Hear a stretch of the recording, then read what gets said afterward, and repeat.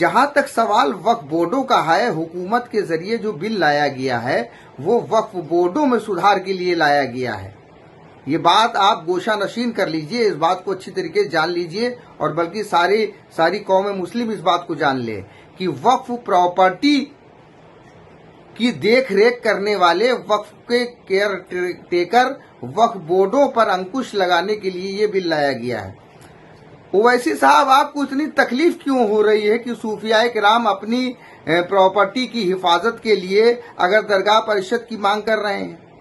कभी आपने ये बोला है कि दरगाह अबू अली शाह कलंदर रहमतुल्लाह ताला अलैह पानीपत की दरगाह में वहाबी कैसे काबिज हो गए? वो वहाबी जो सूफिया किराम को पड़ी मूर्ति की पूजा करने वाला कहते हैं, वो उस दरगाह पर कैसे काबिज हो गए? हजरत शमसुद्दीन तुर्क पानीपती रहमतुल्लाह ताला अलैह की दरगाह पर वहाबी कैसे काबिज हो गए? हजरत चौपान शहीद रहमतुल्लाह ताला अलैह बिस्वा सीतापुर की दरगाह में वहाबी कैसे काबिज हो गए? ऐसी हजारों दरगाहें हैं जो एक एजेंडे के तहत जिनमें वहाबी लोगों को काबिज कराया गया है ताकि सूफी विचारधारा को खत्म कर दिया जाए। आपने सूफियाए किराम को जो गालियां दी हैं उसमें आपने उनके लिबासों के ऊपर जो है टिप्पणी की है। आपको मालूम है कि लिबास का किस कदर अहमियत है सूफी परंपरा में? सरकार सैयदना वारिस अली शाह रहमतुल्लाह ताला अलैह फरमाते हैं कि हमारा एहराम अगर खूंटी पर भी टंगा है तो लाइके सद एहतराम है। जनाब असदुद्दीन सलाहुद्दीन ओवैसी साहब, आपने नबी पाक सल्लल्लाहु ताला अलैहि वसल्लम के जलसे में शरीयत की बात की है। आपने नबी की बारगाह में बैठ करके नबी की आल पर जिस तरीके से जुल्म करने का काम किया है और आपने जलसे में जिस तरीके से बेहुदा बातें की हैं, आपको शर्म आनी चाहिए, आपको तौबा करनी चाहिए। आप बात शरीयत की करते हो, आप सूफिया किराम पर उंगली उठा रहे हो, उससे पहले आपको अपने गिरेबान में झांकना चाहिए। आपको मालूम होना चाहिए कि नबी करीम सल्लल्लाहु अलैहि वसल्लम ने फरमाया है,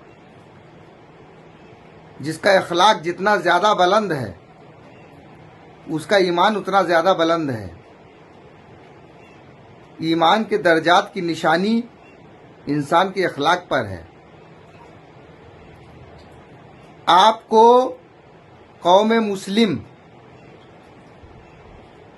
जिस तरीके से आपने सूफिया किराम को जोकर कहा है ना, तो आपको मालूम होना चाहिए कि कौम मुस्लिम आपको भी वही सियासी मानती है, इससे ज्यादा आपको कुछ नहीं मानती है। जिस तरीके से आप उछल कूद मचाया करते हो, जिस तरीके से आपने बदतमीजियां की हैं, आपका जवाब तो उसी जबान में देना चाहिए था। लेकिन हमारे बुजुर्गों की ये तालीम नहीं है बालिस्टर साहब। हमारे बुजुर्गों की ये तालीम है कि हमको दुश्मनों से भी, बल्कि सूफिया के नजदीक तो कोई दुश्मन होता ही नहीं है, मुखालिफिन के साथ भी अदब के साथ पेश आना चाहिए। आप सूफिया किराम पर उंगली उठा रहे हो, उससे पहले थोड़ा सा पढ़ लीजिए। आपके दक्कन के ही मशहूर और मारूफ बुजुर्ग गुजरे हैं, ख्वाजा अहमद अयाज रहमतुल्लाह ताला अलैह, जो कि पहले राजकुमार जयदेव के नाम से जाने जाते थे। उन्होंने एक तसनीफ की थी फारसी जबान में, जिसका तर्जुमा ख्वाजा अहमद निजामी ने किया है, जिसको निजामी बंसरी कहा जाता है, जो उर्दू जबान में इंटरनेट पे भी अवेलेबल है। उसके वीडियोस भी बने हैं, आप पढ़ लीजिए, आपको सारे सवालों का जवाब मिल जाएगा। आप सूफिया किराम पर उंगली उठा रहे हो, उनकी फनाइयत की बात को बता रहे हो। सूफियों के सरताज ख्वाजा गरीब नवाज से बड़ा कोई सूफी है? निजामी बंसरी में लिखा हुआ है कि आप दरगाह के मसले पर हाकिम वक्त से जाकर के मिले थे। आप एक किसान की मदद के लिए हाकिम वक्त से जाकर के मिले थे। हाकिम वक्त से के साथ जाकर के मुलाकात कर लेना और अपनी बात को रख देना, ये कौन से तसव्वुफ को जो है کمزور کر دینے والی بات ہے۔ بالسٹر صاحب تھوڑا سا اور علمی مطالعہ کیجئے اور پتہ کریے حکیم اجمل خاں کون تھے۔ حکیم اجمل خاں کا سلسلہ طریقت کیا تھا، کس کے خلیفہ تھے۔ اس کے بعد وہ ایک سیاسی جماعت کے ساتھ جڑے ہوئے تھے، جس جماعت کو اس دور کے آپ کے لوگ گالیاں دیتے تھے۔ اس دور کی جو آپ کی قاسم رضوی کی MIM تھی، وہ ان کو گالیاں دیتی تھی اور ان کو کانگریسی ملا کہا جاتا تھا۔ ان صوفیاء کرام کو گالی دی جاتی تھی۔ آج وہی کام آپ کر رہے ہیں، کوئی تبدیلی نہیں آئی آپ کے اندر۔ آپ نے اور آپ کی سوچ نے اور آپ کی تحریک نے ہمیشہ ان لوگوں کی مخالفت کی ہے جو اس وطن پر مر مٹنے والے ہیں۔ آپ صوفیاء کرام کی توہین کر رہے ہیں۔ آپ وہاں بیٹھ کر کے منبر رسول پر بیٹھ کر کے آل رسول کی توہین کر رہے ہیں۔ آپ کو معلوم ہونا چاہیے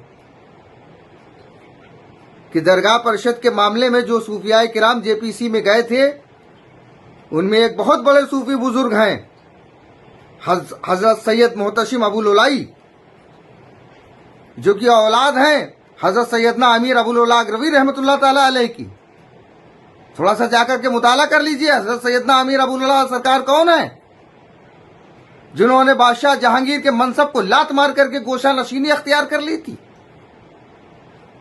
آپ صوفیاء کرام کو جوکر کہہ رہے ہیں، ان کے لباس کو گالیاں دے رہے ہیں، آپ کو شرم نہیں آتی ہے؟ اس قدر جو ہے وہابیوں کی محبت میں دیوانے پڑے ہو، شرم کرو ویسی۔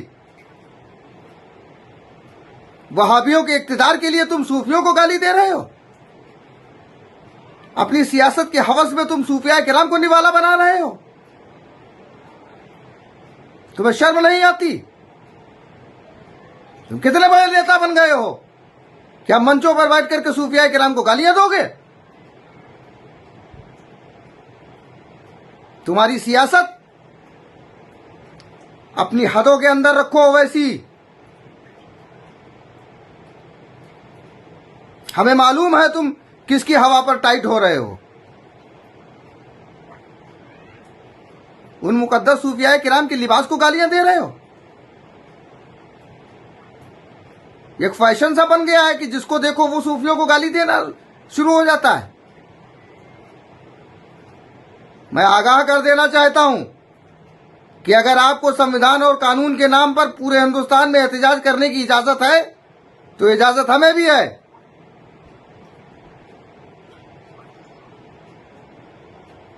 آپ کو گالی دینے کی اجازت نہیں ہے۔